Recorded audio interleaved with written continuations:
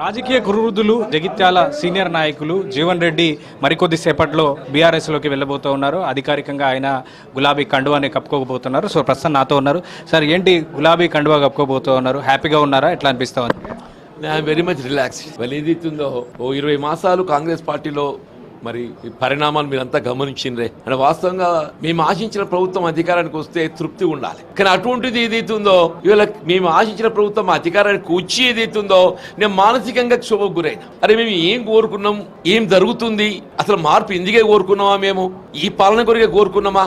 వీళ్ళ పాలన మార్పు అనేది ఏదైతుందో ఇలా కాంగ్రెస్ పార్టీ ఎవరైతే దశాబ్దాల కాలం నిర్మాణం కొరకు పాటుపడ్డారో, ఇలా మార్పు కావాలని ప్రభుత్వం రావడానికి తోడ్పడ్డారో వాళ్ళు తృప్తి ఉండాలి, వాళ్ళకి ఏదైతుందో ఫలాలు అందాలి. అటువంటిది ఏదైతుందో నువ్వు అవసరం లేని పార్టీ ప్రేమలు తెర మీద పట్టుకొచ్చి సుస్థిరంగా ఉన్న ప్రభుత్వమే 66 మంది సంఖ్యాబలం ప్రత్యర్థి వర్గం ఏదైతుందో బీఆర్ఎస్ బీజేపీ పుట్టుగెదర్ ఓన్లీ 48. నువ్వు ఎందుకు నీ సొంత కుంపటి ఏర్పాటు చేసుకునే ప్రయత్నం ఏంటి? ఎప్పటికైనా ఏదైతుందో కాంగ్రెస్ పార్టీ అధిష్టానం గట్ట ఈయన తప్పులు లెక్కించి ఇవాళ రేవంత్ రెడ్డి గారి ప్రభుత్వం మార్చాలి, ఇంకో నాయకుడిని తీసుకురావాలి ముఖ్యమంత్రి అని చెప్పి ఆలోచిస్తే అధిష్టానాన్ని ధిక్కరించే విధంగా ఇదేంటి అని అంటే ఈ పార్టీ ఫిరాయింపులు కేవలం అధిష్టానానికి హెచ్చరిక.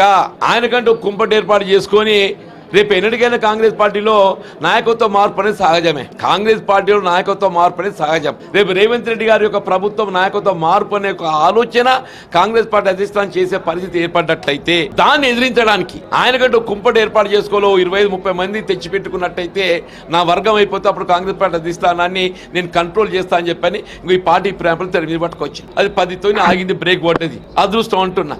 ఇవాళ దృష్టి ఎంతవరకు ఏదైతుందో ఆయన సొంత బలం పెంచుకోవాలి, ఆయన ఆర్థికంగా బలోపేతం కావాలి, ఆయన వర్గం తృప్తి ఉండాలి తప్ప అసలు కాంగ్రెస్ పార్టీ బాగుపడాలి, బలోపేతం అవ్వాలి ఆలోచన చేసినాడే. నువ్వు ముఖ్యమంత్రి అయిన తర్వాత నీ మహిళ సీట్ ఓడిపోతావే. మీరు ముఖ్యమంత్రి బాధ్యత చేపట్టిన తర్వాత నీ కొడంగల్ నియోజకవర్గంలో నీకొచ్చిన ఓటింగ్ పర్సెంట్ పెరగాలని తగ్గాలనా? ఆయనకు 107,000 ఓట్లు వస్తే పార్లమెంట్ ఎన్నికలు ఏదైతుందో అది 86,000 వచ్చిందా? ఆయనకు 107,000 ఓట్లు వస్తే పార్లమెంట్ ఎన్నికల్లో 86,000 వచ్చినాయి. ఆయన ఎన్నికల్లో బీజేపీకి 4,000 ఓట్లు వస్తే వీళ్ళు పార్లమెంట్ ఎన్నికల్లో కొడంగల్కి 69,000 ఓట్లు వచ్చినాయి. ఆయన చూడండి, ఆయన పార్టీ, ఆయన బలోపేతం, ప్రభుత్వం ఎంత సమర్థవంతంగా ఏ విధంగా పనిచేస్తుందో. అంటే సార్ మీరు వరుసగా రేవంత్ రెడ్డిని టార్గెట్ చేసి విమర్శిస్తున్నారు, కానీ ఐ థింక్ సో మీరు మరో విషయంలో కూడా ఇవాళ హ్యాపీగా ఉండాలేమో. మేడిగడ్డ రిపేర్ చేసేందుకు ప్రభుత్వం సన్నద్ధమైంది. బహుశా అది మీ కోరిక, మీరు చాలాసార్లు డిమాండ్ చేశారు. దాని విషయంలో కూడా ఇవాళ హ్యాపీగా ఉండొచ్చు. డెఫినెట్లీ ఇప్పుడు ఎక్కడికి వచ్చి ఏదైతుందో దేశానికి రైతు వెన్నెముక, రైతు సంక్షేమాన్ని అందరం కాంక్షిస్తాం ఎవరైనా. కానీ వీళ్ళ కేసీఆర్ గారు ఏదైతుందో వీళ్ళ వృధా పోతున్నటువంటి ఒక నదీ జలాలు, ప్రాణహిత నదీ జలాలు వినియోగించేసుకోవాలి. వాస్తవంగా ఉమ్మడి రాష్ట్రంలో రాజశేఖర రెడ్డి గారు 152 మీటర్ల ఎత్తుతోని నీకు తుమ్మడి వద్ద బ్యారేజ్ నిర్మాణం చేయాలని చెప్పి తలంచిండు, నిర్మాణాన్ని ఆరంభించాడు. కానీ మహారాష్ట్ర ప్రభుత్వం ఆనాడు కాంగ్రెస్ ప్రభుత్వం ఉన్న మహారాష్ట్రలో 152 మీటర్ల ఎత్తుతో నిర్మాణం చేయడానికి మహారాష్ట్ర ప్రభుత్వం ఏదైతుందో మనకు ఆమోదించలేదు, మనకు సహకరించడం లేదు.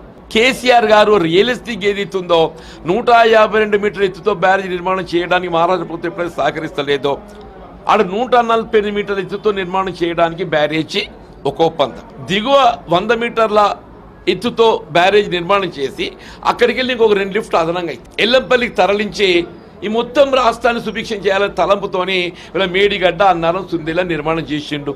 దశాబ్ద కాలంలో నిర్మాణం పూర్తి చేయడమే కాదు, ఆ ఫలాలు కూడా అందించాడు. మేము 23 నవంబర్ ఎన్నికల్లో ఏం చెప్పినామో, మేడిగడ్డ తోడు ఏదైతుందో మేడిగడ్డ ఎట్లా నిర్మాణం అయి ఉన్నది, తుమ్మడేటి వద్ద ఇంకో బ్యారేజ్ నిర్మాణం చేసి 148 మీటర్ల ఎత్తుతోని తవ్విన కాలంలో రీడిజైన్ చేసి సుందీలకు పట్టుకొచ్చినట్టయితే ఆల్రెడీ లిఫ్ట్ అక్కడ రెడీమేడ్ అవైలబుల్ ఉన్నది.